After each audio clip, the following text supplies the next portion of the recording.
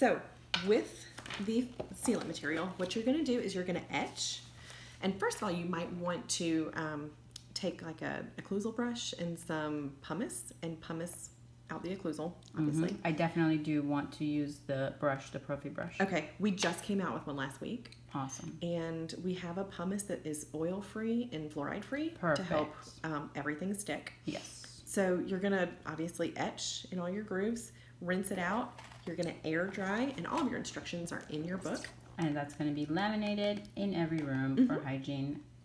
Yep. Perfect. So you're going to etch. You're going to etch, and then you're going to dry, but you want to make sure not to desiccate. You just don't want any pooled liquid because it's hydrophilic, so it's actually going to chase all of that moisture, and you're going to see how it gets way down into all those pits and fissures, even where, the bristles can't even get down there. Now, one important thing is I want you guys to make sure that you're using the right tip for the etch, because the blue one right here goes with the etch, and that is specifically the one that I do want to use because it's very, very thin and very small. It's going to get into those all grooves and pits. And a great thing about our etch too is it's self-limiting. Yep. So if you're keeping on going, it's not going to over etch the tooth.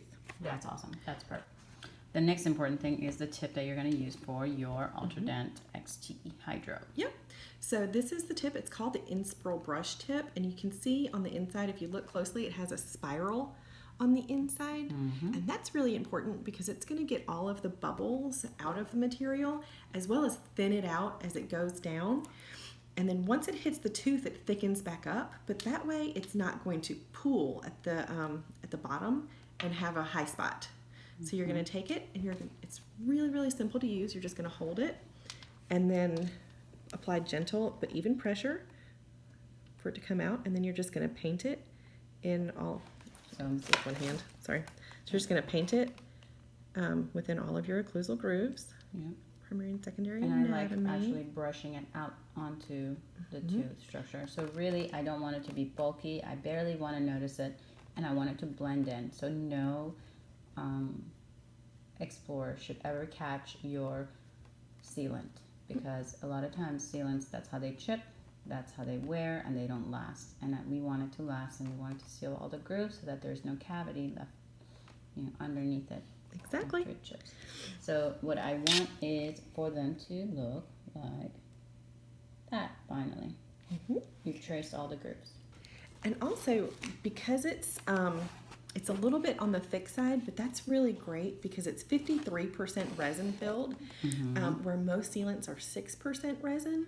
So we've got a 2-year 98% retention rate. That's awesome. So once you do it, those sealants aren't going to go nowhere, and your patients are going to be protected. But in saying that, it's a little bit thicker. So, just take your time when you're doing it. And just make sure that you've checked all of those grooves. Before you go in, I definitely want to know, I've checked it with the Explorer, you've checked it with the Explorer, there is nothing sticky. If I need to use a very, very small round burr, I will use one so that I can clean the grooves. And you're definitely going to have to use the little brush, Profi brush, because that's a must. All right. Absolutely. And also, too, what was I just going to say? It is, you will have to adjust it if you get too much. So just a little bit goes a long way. And I think that was really about it. All right. Oh, and it does release fluoride. That's so that way, if it does have any kind of micro leakage, it's going to help prevent. The ADA recommends having a fluoride releasing sealant. Yep. All right.